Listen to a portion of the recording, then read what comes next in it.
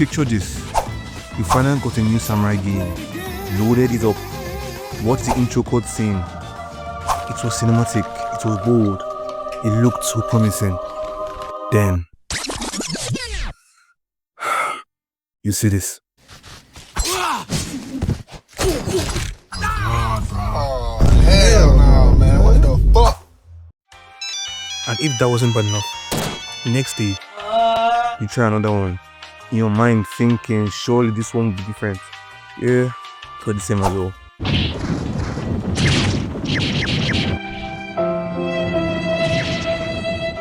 For a while, that was my experience with samurai games. Sure, I came across some great ones like Nioh 2 and Sekiro. But then, I found the game, the one that finally delivered the perfect samurai experience. And yeah, judging from the title of the game, you already know what I'm talking about, so let's go to the chase, shall we?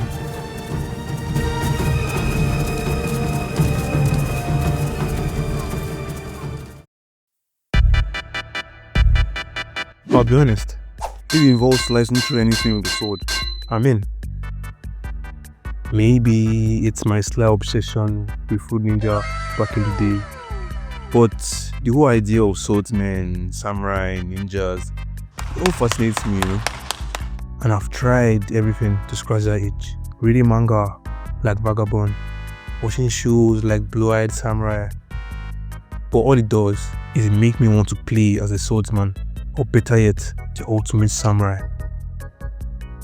When I finished Sekiro, that itch didn't go away.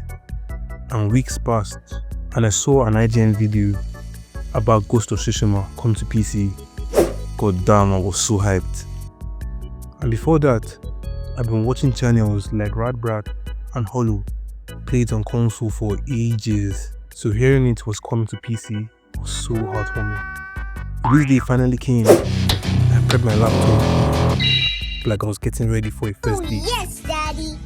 And when I launched the game, I saw that Sucker Punch logo pop up on my screen. Every emotion hit me at once. And that itch was gone, completely satisfied. So why am I here hyping this game so much? I guess you just have to stick around to find out. Story time. You play as Jin Sakai, a samurai, and also the nephew of a war general, the defender of Tsushima.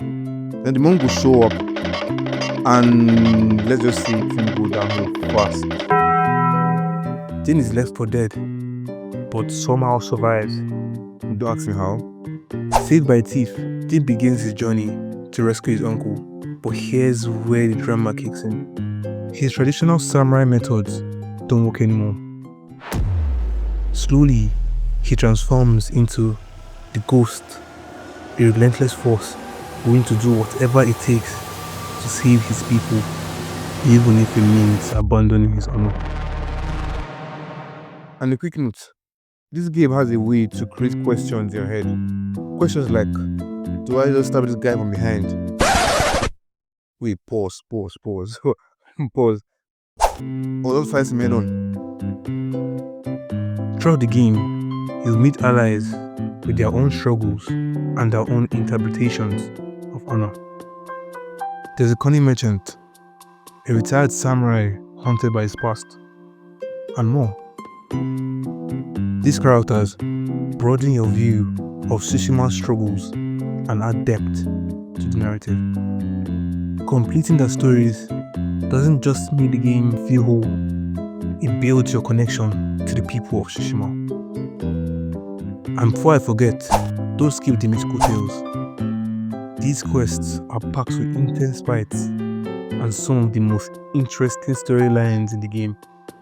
Trust me, you don't want to miss them. 今再び対馬に害をなす者あり百姓の曰く五作の霊丘の神にて立ってあり新たなる勇者のまた田畑を守らんとするを弔うと。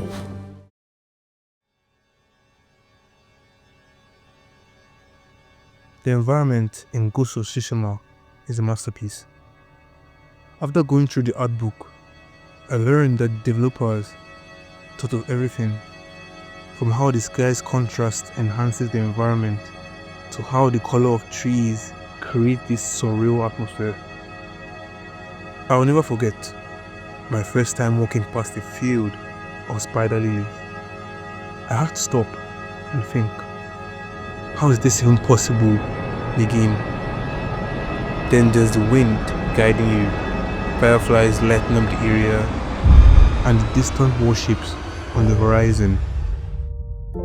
All of it creates unforgettable images that stick with you, even after I finish the game. But Paradise isn't perfect. The beauty is opposed by devastation left by the Mongols. Innocent lives lost, villages burned.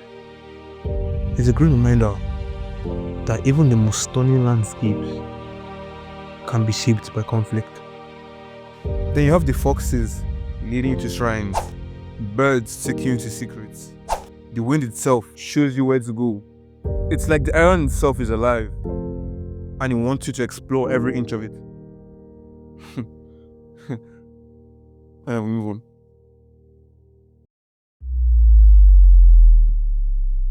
The combat in this game, Nice. at first, I'll admit, it felt like a lot. So many techniques, stances, and weapons to juggle. But the game eases you in, teaching what stances work best for different enemies, and how to seamlessly switch between ghost weapons and range attacks. Yeah, it's a learning curve for sure, but once you get the hang of it, you feel unstoppable. And I started to notice how fast I could switch stances, how precise my movements were, and how fluid my fights became. And let me tell you, there is nothing more satisfying than landing a perfect combo and sending a Mongol flying into next week. For that aside, let me give you like a mini dive into the stances of the game. We have the stone stance, your go-to for swordsmen. Water stance, my personal favorite. Stop it. Get some help. Perfect for shoulder enemies. Then the wind stance, for spearmen. Then lastly the moon stance, usually for big brutes. For a little side note, for some reason, every time I use this stance, I can't help but feel I've seen it somewhere before. Interesting.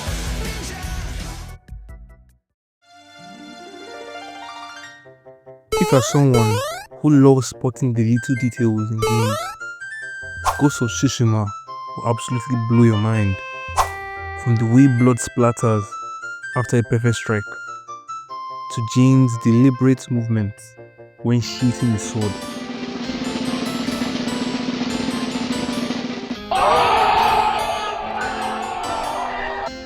And even enemies panicking and running mid-fight. It all adds this incredible layer of realism to the game. And let's talk about the flute. It's not just for show. You can literally play it to change the weather, which in itself adds to the supernatural elements of the game. And surprisingly, watching the clouds shift as you play is weirdly satisfying. But the details don't stop there. The way Jin brushes his hands through tall grass as he moves, his unbreakable bond with his horse, and seriously, that been through a lot. Even enemies feel human. They panic, they flee, and you realize they are just following orders like everyone else. And this is one of the things that stick out to me in the game, because at the end of the day, even though you don't understand the word the enemy is saying, the game still finds a way for us to relate to the enemy on a human level, which you hardly see in games nowadays. Sorry, bro. Fatality. So there you have it. Ghost of Tsushima isn't just a game. It's a full-on experience, from the stunning environments to the emotional depth of the story. and a combat system that's honestly a masterpiece. It's everything a samurai fan could ever dream of. Yeah, sure, he has his flaws, Ah, shit. Here we go again. like the tragic lack of waifus.